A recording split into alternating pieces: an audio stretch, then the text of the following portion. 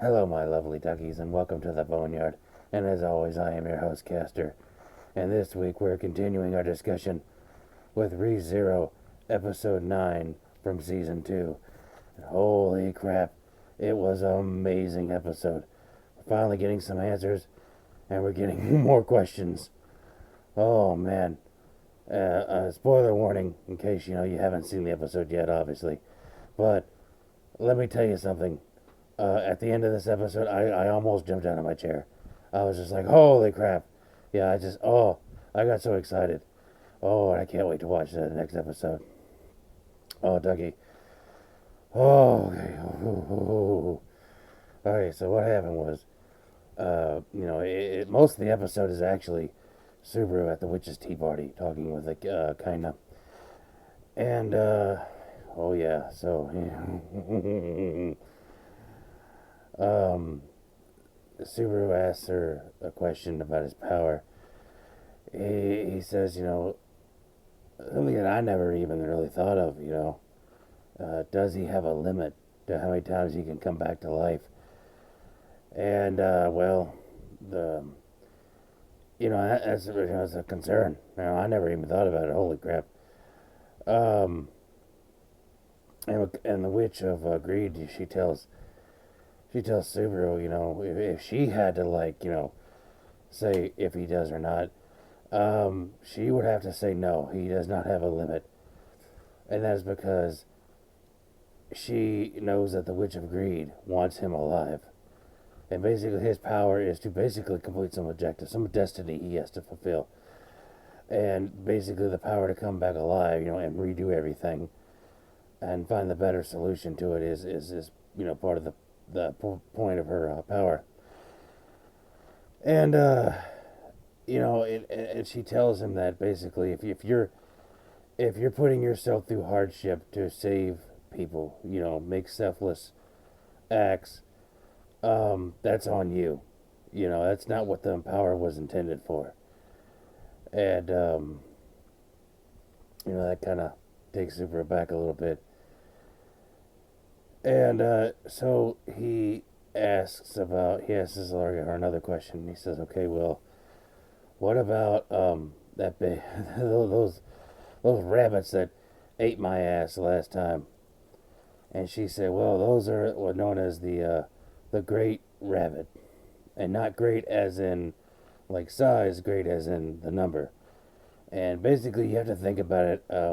You have to think of them as like one entity. Basically, it's one monster that is considered, not a bunch of them.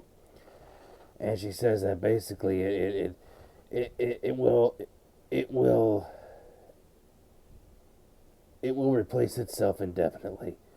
It will infinitely reproduce. And the only way to kill it is to kill everything at once.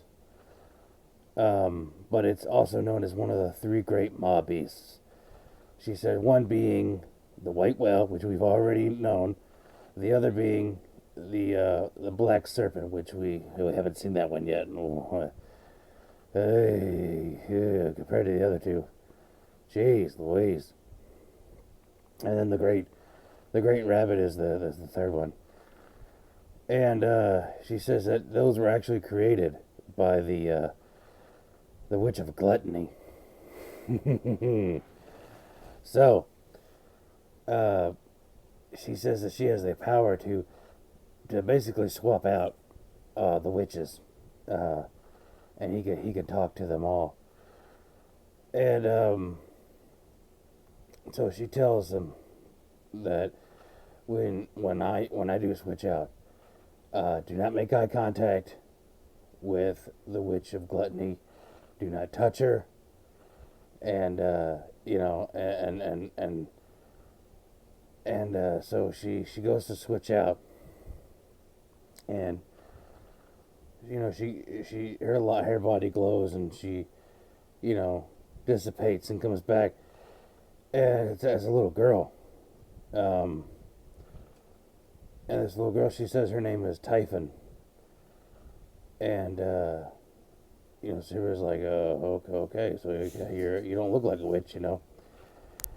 And she seems kind of playful, and so she holds out her hand, and he's like, "Oh, so you want me to hold your hand?" So which I'm like, "Don't touch her, don't touch her." And so he holds her hand, and then like next thing you know, like his arm is completely gone from the socket, and the witch of greed has told him that you can't die in this realm because it's really all in your head, but you can suffer a mental breakdown, and you have to be careful about that.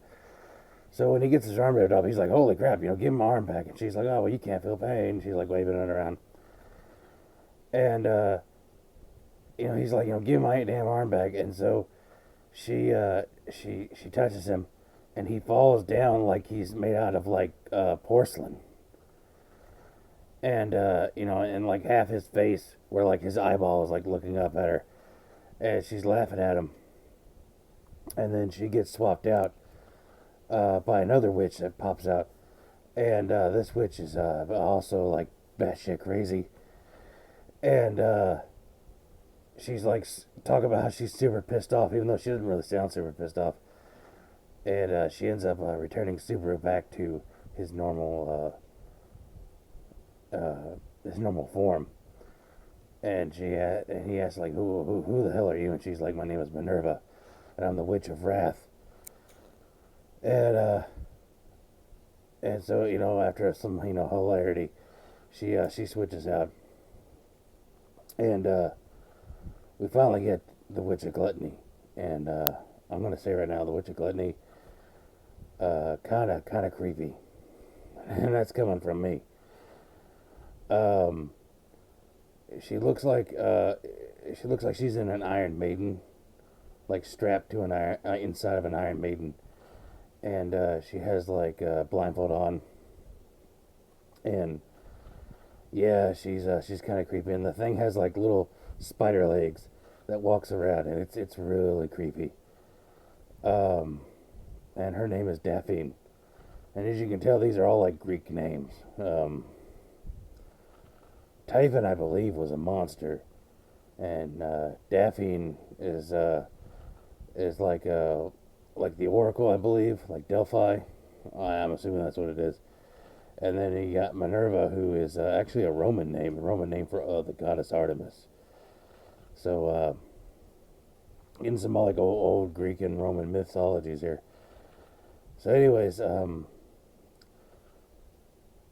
Daphne tells him that he smells delicious. That he has a scent on her that she finds really irresistible, and she comes close to like almost eating him. But he asked her like, why did you create these things? And she's like, "Oh, well, I created the white whale because it's so big that it would feed so many people, and I created the great rabbit because there's so many of them. Like how many they'll feed, and they grow indefinitely." And he's like, "Well, they eat so many people." And she's like, "Well, you know, you eat them, they eat you, basically." So after some back and forth, she pretty much tells him that the he asks her like, "Is there a way that I could defeat it?" And she says that they act as one entity, and they are drawn to sources of mana.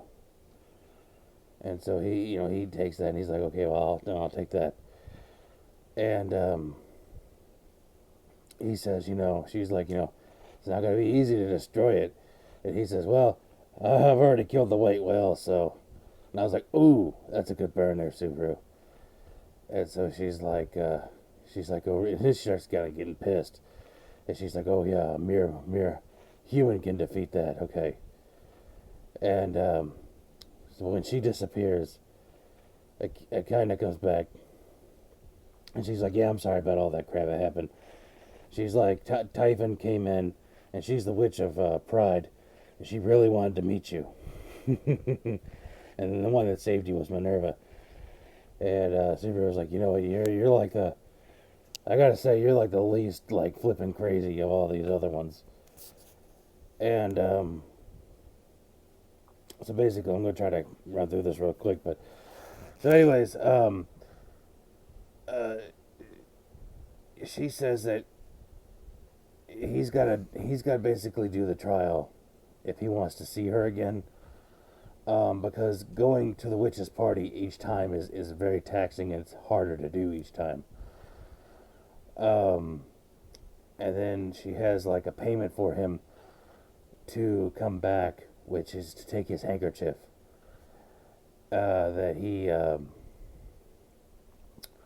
the handkerchief that Petra gave him.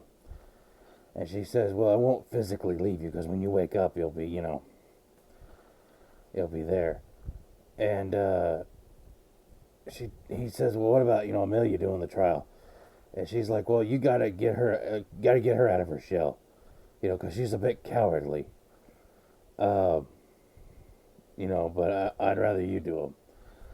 So I don't know how we're gonna do that because people get pissed off when the Subaru says he's gonna do them.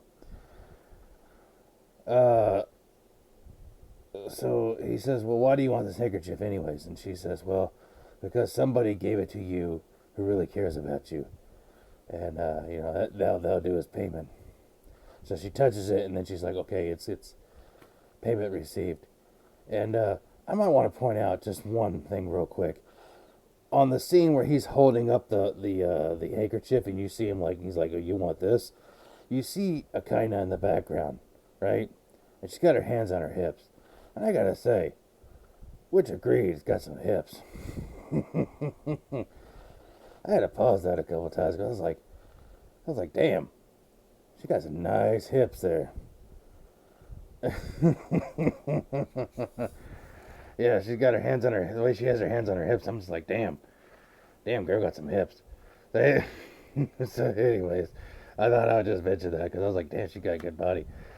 I believe someone actually, I've seen this coming around on like Reddit and different places where like they're showing how like in the light novels and manga, like Akaina's bust is not as big as it is in the anime. The anime they've kind of made it really big. But anyways, so he comes back, and I've skipped up over a lot of crap. I know, I'm sorry, but he's come back and like he notices Amelia's not there. Now the little damage he did to his head is still there. Um, but he goes out because he's like, Amelia's not there. Usually she'd be there if I woke up. And so he goes out and he's like, oh, maybe they're like worried about me. So he goes out, and there's like this darkness, right, everywhere. Like the ground is covered in darkness. Like you can't even see it. It's like a shadow just covering everything. And he's just like, what in the hell? And